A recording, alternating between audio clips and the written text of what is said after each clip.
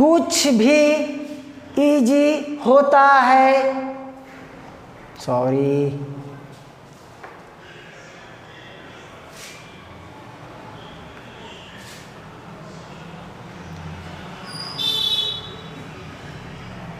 सब कुछ इजी होता है जब आप बिजी होते हैं। सब कुछ इजी होता है जब आप बिजी होते हैं।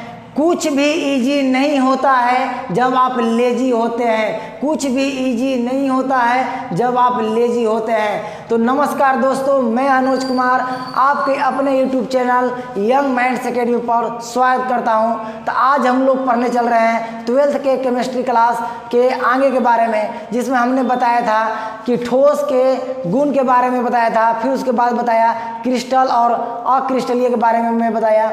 फिर हम लोग वहाँ पर बताया था कि क्रिस्टल ठोस जो है कितने प्रकार के होते हैं, उसको हम लोग बता दिया था कितने प्रकार के होते हैं। आज जो है हम लोग जो है उस सभी का जो है गुण पढ़ेंगे कि यह यौगिक, हम लोग इसे आणविक ठोस किसे कहते हैं, फिर उसके गुण को हम लोग पढ़ेंगे, उसके एग्जाम्पल को देखेंगे। फिर जो आणविक ठोस जो है मतलब कि कितने प्रकार के होते हैं, कितने तरह से होते हैं, उसके बारे में हम लोग जो है चर्चा करेंगे। तो आइए हम लोग जो है इसे हम लोग हेडिंग देते हैं कि गुण के बारे में। तो देखिए, पिछले क्लास में हमने जो है आणविक क्रिस्टलीय ठोस के बारे में बताया था कितने प्रकार का होता है, जिसमें हमने बताया कि आणविक ठोस होता है, फिर उसके बाद आयनिक ठोस होता है, फिर उसके बाद जो है धात्विक ठोस होता है। ये सब हमने बताया था और उसी में हम लोग आज पढ़ने जा रहे हैं कि आणविक ठोस किसे कहते हैं, और उसके बाद हम लोग देखेंगे कि आणविक ठोस कितने प्रकार के होते हैं। तो वहाँ पर हमने बताया था कि आणविक ठोस जो है वो होते हैं 3 प्रकार के, जिसमें हम लोग अभी क्या पढ़ाएंगे, माने बोर्ड में अटेगा नहीं, उसी को देखते हुए हम लोग अभी पढ़ाएंगे एक की जो है अध्रुवीय ठोस।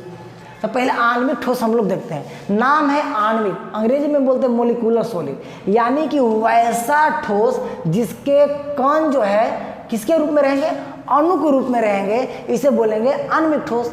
नाम है आणविक, तो आणविक नाम है, नाम ही है उसका काम। आणविक ठोस जिसमें उसके कण जो है अणु के रूप में रहेंगे, आणविक ठोस कहेंगे। तो चलिए आइए जो है हम लोग इसे नोट करते हैं कि आणविक ठोस किसे कहते हैं। तो आइए हम लोग जो है इसे आणविक ठोस को जो है हम लोग अति करते हैं, हम लोग समझते हैं क्या है। देखिए, हमने बताया कि आणविक ठोस में क्या अणु जो कण रहेंगे वो किस रूप में रहेंगे, अणु के रूप में रहेंगे। जैसा कि हमने लिख दिया कि वैसा ठोस बताया जिसमें अवयव के कण अणु के रूप में होता है, उसे आणविक ठोस कहते हैं। यह निम्नलिखित 3 प्रकार का होता है। ये हमने बताया कि 3 प्रकार का, हमने पिछले वीडियो में हमने जो इसे बता दिया। यदि नहीं देखे हमारी वीडियो तो आप लोग जो है प्ले लिस्ट में वो वीडियो है उसको देख लीजिए। इसके बाद अब हम लोग चले जो 3 प्रकार का होता है। तो पहला जो प्रकार होता है उसे अध्रुवीय ठोस बोलते हैं, अंग्रेजी में बोलते हैं नॉन पोलर सॉलिड। देखिए, अब बात ही समझिए, यह अध्रुवीय ठोस है तो किसका ही भाग है, यह आणविक ठोस का। तो इसके कण किसके रूप में रहेंगे, अणु के रूप में। तो इसमें अवयव के कण अणु के रूप में रहते हैं। अब देखिए, इसमें जितना भी आएगा इस सब का सेम जो है एक ही रहेगा, सबका प्रॉपर्टी जो एक ही रहेगा, बस खाली जो चेंज होगा इसके अणुओं के बीच लगने वाला बल जो चेंज होगा। तो कॉन्सेप्ट याद रखिएगा, कॉन्सेप्ट क्या है कि सारा गुण एक ही रहेगा। जैसे अध्रुवीय ठोस का, ध्रुवीय ठोस का, हाइड्रोजन बंधन ठोस का, सबका गुण एक ही रहेगा, खाली जो है चेंज होगा कि इसके अणुओं के बीच कौन सा बल लग रहा है। आगे बल ही लगने से जो है 3 प्रकार का हो गया है। तो इसमें अवयव के कण जो है अणु के रूप में होता है। फिर इसमें हम लोग देखें तो इसमें अवयव के कणों के बीच परिक्षेपण बल, या इसी को हम लोग बोलते हैं लंदन बल। इसका जो है आविष्कार जो लंदन नामक वैज्ञानिक ने खोजा था, इस बल को, जिसे हम लोग बोलते हैं परिक्षेपण बल। परिक्षेपण मतलब एक दूसरे को खींचता है, उसे हम लोग बोलते हैं परिक्षेपण बल।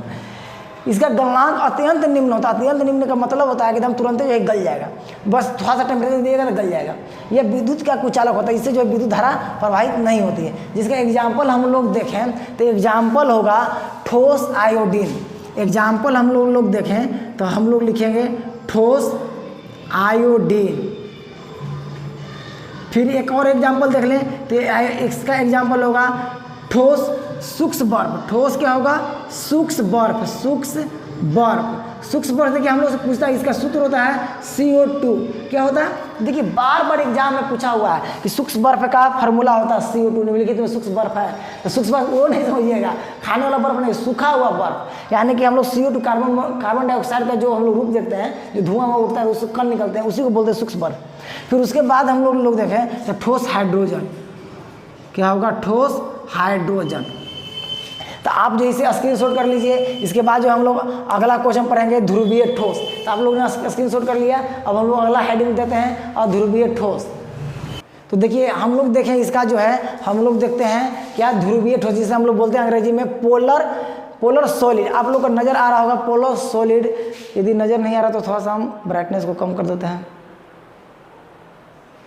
अब आप लोग को जो है बहुत बढ़िया से नजर आ रहा होगा। जो है यहाँ पे ध्यान दीजिए, ध्रुवीय ठोस को हम लोग अंग्रेजी में बोलते हैं पोलर सॉलिड। हमने बताया कि जो इसका गुण है वो अध्रुवीय वाला जो गुण है इसमें भी सेम गुण रहेगा, बस सिर्फ इसके कणों के बीच जो है जो बल लगेगा उसमें सिर्फ अंतर आते हैं। ये समझिए, कभी कोई में बल सीधे सीधे लगेगा, कभी कोई में बल ऊपर नीचे लगता है, कभी कोई में बल आगे पीछे लगता है। तो यही पर ध्यान देना है, इसमें इसी बात पर जो है हम लोग ध्यान देंगे और इसी को हम लोग जो है नोट करेंगे।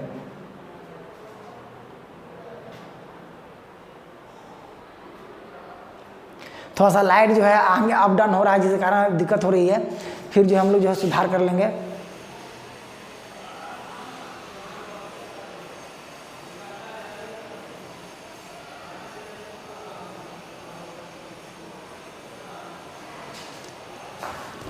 तो देखिए अब हम लोग इसके गुण को देखते हैं। तो पता है उसमें भी हम लोग पढ़े थे, अध्रुवीय में भी पढ़े थे कि इसके अवयव के कण अणु के रूप में है, इसका भी अणु के रूप में रहेगा। इसलिए यहाँ पर यही ध्यान दीजिए, इसमें अवयव के कणों के बीच क्या लगेगा, द्विध्रुव अन्योन्य क्रिया बल, यानी कि दोनों ध्रुव के बीच जो है बल लगना चालू हो जाता है और दोनों ध्रुव के बीच बल लगता है, इसी को बोलते हैं द्विध्रुव अन्योन्य क्रिया बल। इसका गलनांक अत्यंत निम्न होता है, उसका भी पढ़े थे कि इसका गलनांक अत्यंत निम्न होता है। फिर यह देखें कि यह विद्युत का कुचालक होता है, उसका भी हम लोग देखे थे कि यह विद्युत का कुचालक होता है। अब हम लोग जो इसका एग्जाम्पल देखते हैं, इसका एग्जाम्पल क्या है, तो इसका एग्जाम्पल है ठोस सल्फर डाइऑक्साइड। सल्फर डाइऑक्साइड को जब ठोस अवस्था में कर देंगे तब ये विद्युत का क्या हो जाएगा, कुचालक होगा और इसका गलनांक अत्यंत निम्न, तुरंत गल जाता है। इसको जब तुरंत 100 टेम्परेचर पर रखिए तुरंत गल जाएगा, यह अणु के रूप में रहता है। फिर इसके बाद देखें तो ठोस HCl जिसको हम लोग बोलते हैं अम्ल, ये भी जो है जब इसको ठोस अवस्था में रखेंगे तो विद्युत का कुचालक हो जाएगा, विद्युत धारा प्रवाहित होने नहीं देगा। तो आप जो है इसे स्क्रीनशॉट कर लीजिए। यदि आपने स्क्रीनशॉट कर लिया तो अब हम लोग पढ़ते हैं हाइड्रोजन बंधित ठोस। सेम गुण इसमें भी रहेगा, हाइड्रोजन बंधित ठोस में भी। चलिए देखिए अगला हमने लिख दिया है हाइड्रोजन बंधित ठोस, जिसे हाइड्रोजन बॉन्ड बोलते हैं। इसमें भी हम बताया कि यह किसका है, किसका भाग है, तो यह भाग है आणविक ठोस का। हमने बताया कि यह भाग किसका है जी, आणविक ठोस का ही भाग है। तो जो देखिए जो ध्रुवीय ठोस का गुण था ये भी गुण उसमें वही रहेगा, जो अध्रुवीय ठोस का गुण था ये भी इसमें भी वही गुण रहेगा। इसमें अवयव के कण किसके रूप में रहते हैं, अणु के रूप में रहते हैं।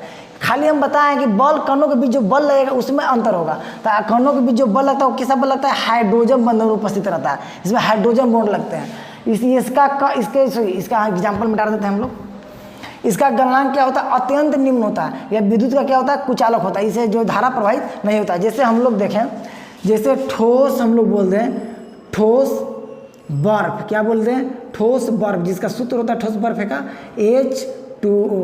जब जल को जब एकदम ठोस कर देंगे, एकदम ठोस कर देंगे तो उसी को हम बोलते हैं ठोस बर्फ। और जब इसे विद्युत धारा प्रवाहित कीजिएगा तो विद्युत धारा प्रवाहित नहीं होगा, इसी को हम लोग बोलते हैं हाइड्रोजन बंधित ठोस। तो आप जो है हमने आणविक ठोस का जो है जो आणविक ठोस जो 3 प्रकार के होते हैं, तीनों प्रकार के जो हमने लिख दिया कि यदि हम लोग से एग्जाम में पूछेगा कि हाइड्रोजन बंधित ठोस किसे कहते हैं तो सभी का गुण लिख देंगे।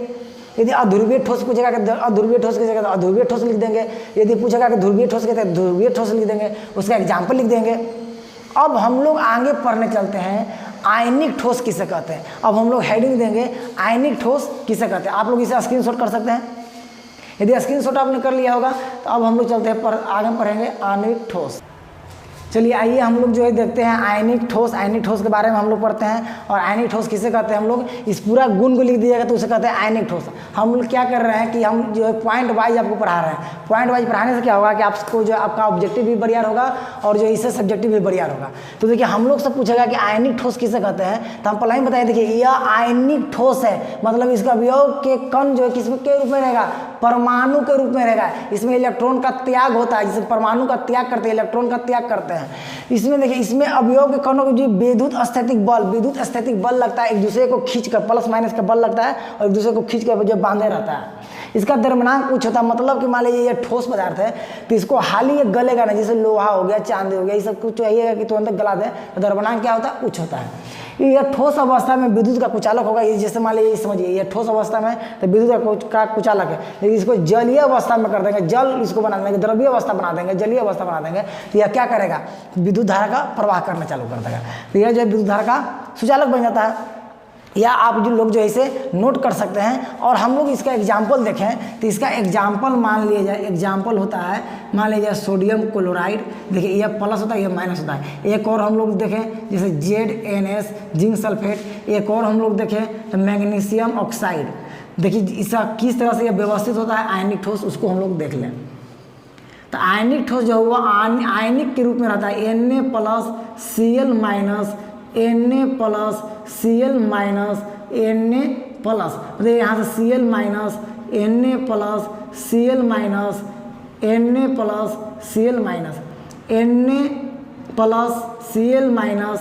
Cl-, Na+, Cl-, Na+,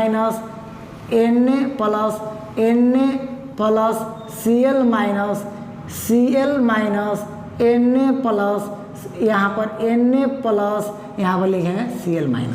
इस तरह से यह जो है मतलब ठोस की अवस्था में इस तरह से जो है यह क्या होता है व्यवस्थित होता है, अपने परमाणु को इस तरह से व्यवस्थित रखता है प्लस माइनस के संपर्क में। इसे कहते हैं आयनिक ठोस। इसके बीच जो कणों के बीच जो बल लगता है विद्युत स्थैतिक बल लगता है, देखिए यही विद्युत स्थैतिक बल है। जब ये ठोस अवस्था में रहता है तो इलेक्ट्रॉन का प्रवाह नहीं होने देता है, लेकिन जब ये द्रव्य अवस्था में कर दीजिएगा, यानी कि जलीय अवस्था या द्रव्य अवस्था में कर दीजिएगा तो ये जो है इलेक्ट्रॉन का प्रवाह करने लगता है, यानी विद्युत धारा का प्रवाह कर देता है।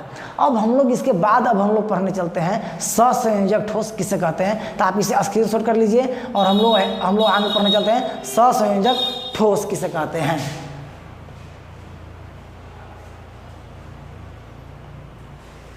तो देखिए हमने यहाँ पर लिख दिया सहसंयोजक ठोस। हमने बताया है कि सहसंयोजक ठोस में इसमें क्या गुण के अणु या तो कण किसके रूप में पाया जाएगा, परमाणु के रूप में पाया जाएगा। जैसा कि हमने लिख दिया इसके कणों के बीच कैसा बंधन पाया जाएगा, तो सहसंयोजक बंधन, क्या नाम ही है सहसंयोजक ठोस। इसे बंधन जो रहेगा सहसंयोजक बंधन रहेगा, यानी कि इलेक्ट्रॉन के साझेदारी किए हुए रहेगा, एक इलेक्ट्रॉन इसको दिया हुआ रहेगा तो एक इलेक्ट्रॉन इसको दिया हुआ रहेगा, और इस तरह से बंधन बनाएगा तो उसे बोलते हैं सहसंयोजक ठोस। यह विद्युत का कुचालक होता है, विद्युत इससे जो है प्रभावित नहीं होता है। लेकिन अपवाद में एक है ग्रेफाइट, जो हम लोग के एग्जाम में पूछता है कि ग्रेफाइट जो है विद्युत का सुचालक है क्यों, बल्कि यह जो है ठोस अवस्था में है, तब पर भी जो विद्युत का सुचालक है क्यों, इसको हम लोग बताएंगे क्या क्यों होता है। इसके अणु को बृहद अणु कहते हैं, यानी कि ग्लैंड हम लोग बोलते हैं मोलिक्यूल्स, यानी कि इसके अणु जो बड़े बड़े अवस्था में पाए जाते हैं। जैसे हम लोग देखें इसका एग्जाम्पल हम लोग एक देख लें, तो एक एग्जाम्पल हम लोग के पास है, एक एग्जाम्पल है हीरा। हीरा देखिए, हीरा का हम लोग फिगर पा रहे हैं, तो हीरा जो है कार्बन का ही एक प्रूफ है। जैसे देखिए हीरा यहाँ पे लिखे एक कार्बन एक कार्बन एक कार्बन, एक इधर से एक इधर से, या इस तरह से जो है बॉन्ड बनाए हुए रहता है। इस तरह से क्या किया हुआ रहता है, बॉन्ड बनाए हुए रहता है, और इस तरह से जो है अब बॉन्ड बनाकर जो है मजबूती स्थिति में रहता है। इसी को हम लोग बोलते हैं चतुष्फलकीय है।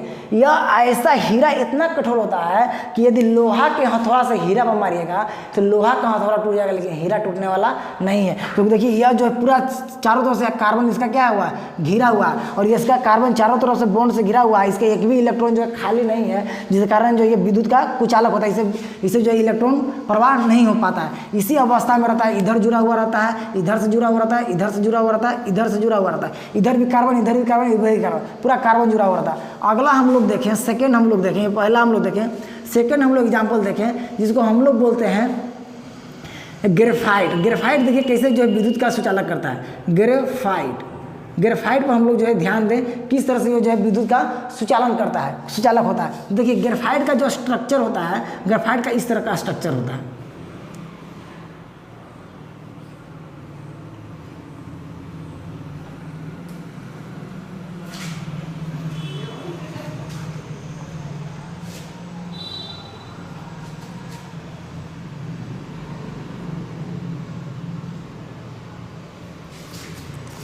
इस तरह का ये स्ट्रक्चर बनाया हुआ रहता है। और इसके बाद हम लोग देखिए इसका यदि हम लोग एग्जाम्पल देखें तो इसके बाद देखिए इसका जो बनाया हुआ रहता है ग्रेफाइट, या इसका देखिए यह इससे जुड़ा हुआ रहता है, और यह जो इससे जुड़ा हुआ रहता है, और यह जो इससे जुड़ा हुआ रहता है, और यह इससे जुड़ा हुआ रहता है, यह इससे जुड़ता है, यह इससे जुड़ता है, और यह इससे जुड़ता है।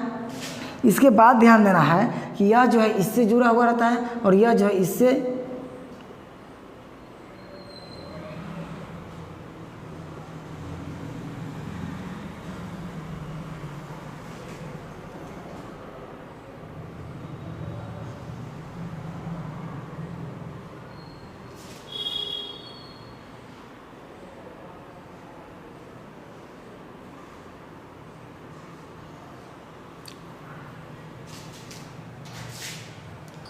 तो देखिए हम यहाँ पर बता रहे हैं कि ग्रेफाइट जो है कैसे विद्युत का सुचालक होता है। देखिए ग्रेफाइट का जो स्ट्रक्चर है वो इसी तरह का होता है, इससे हम लोग बोलते हैं हेक्सागोनल, यानी कि 6 जो है इसमें बॉन्ड पाए जाते हैं। देखिए जिससे यहाँ पर समझिए, इस कार्बन को आप गौर से देखिए, इस कार्बन को यदि गौर से देख रहे होंगे तो ऐसा कार्बन आपको कई जगह मिल रहे होंगे, एक यहाँ पर भी मिल रहा है, एक यहाँ पर भी मिल रहा है, यानी पूरा स्ट्रक्चर में जो है कार्बन का इसी तरह का स्ट्रक्चर होता है। तो आप बताइए इस कार्बन का 4 बॉन्ड होता है, जिस तरह से कार्बन में देखिए इसमें हीरा में देखिए, यह कार्बन में देखिए 4 बॉन्ड, चारों बॉन्ड पूरा चारों तरफ से घिरा हुआ है। फिर इसका आगे का स्ट्रक्चर देखिए तो ये भी कार्बन घिर जाएगा, ये भी कार्बन घिर जाएगा, इसका भी कार्बन घिर जाएगा।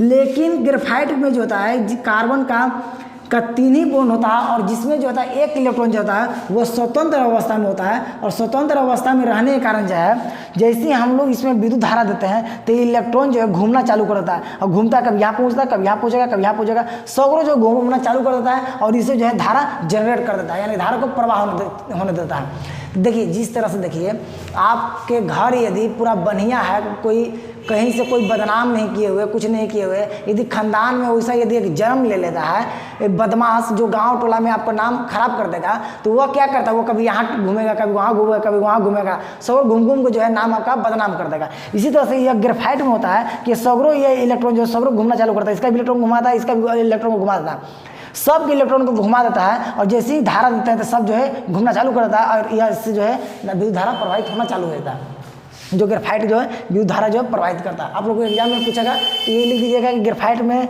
का जो है 3 बॉन्ड से इसका कार्बन घिरा हुआ रहता है, जिसमें एक इलेक्ट्रॉन मुक्त अवस्था में होता है, और जिससे जो है जिससे हम विद्युत धारा प्रवाहित करते हैं तो यह एक इलेक्ट्रॉन जो है सभी जगह जो है गमन करना शुरू कर देता है, जिससे विद्युत धारा प्रवाहित होना शुरू हो जाता है। अब एक बात और हम लोग देखें, एक और एग्जाम्पल इसका है, जिसका एग्जाम्पल हम लोग देखें तो कार्बोरंडम। क्या है? कार्बोरंडम, जिससे हम लोग बोलते हैं SiC। इसका एक सूत्र है, इसका देखिए स्ट्रक्चर कैसा होता है। जैसे हम यहाँ पर लिखें सिलिकॉन तो यहाँ पर हम लिखेंगे कार्बन, यहाँ पर हम लिखेंगे कार्बन तो यहाँ पर लिखेंगे सिलिकॉन, तो यहाँ पर लिखेंगे कार्बन तो यहाँ पर लिखेंगे सिलिकॉन। जैसे यहाँ पर सिलिकॉन लिख दिए, यहाँ ऊपर भी जाएगा, इधर भी जाएगा, ऊपर भी जाएगा, नीचे भी जाएगा, तो यहाँ पर आएगा कार्बन, यहाँ पर आएगा सिलिकॉन, यहाँ पर आएगा क्या जी, यहाँ पर भी आएगा, उसी तरह से घिरा हुआ रहेगा, इस तरह से घिर जाएगा, इस तरह से घिर जाएगा, इस तरह से घिर जाएगा, यहाँ पर सिलिकॉन से घिरेगा, यहाँ पर जो है कार्बन से घिरेगा, इस तरह से घिरते हुए जो है अपना बॉन्ड बनाएगा, कार्बन फिर बनाएगा सिलिकॉन, फिर बनाएगा कार्बन।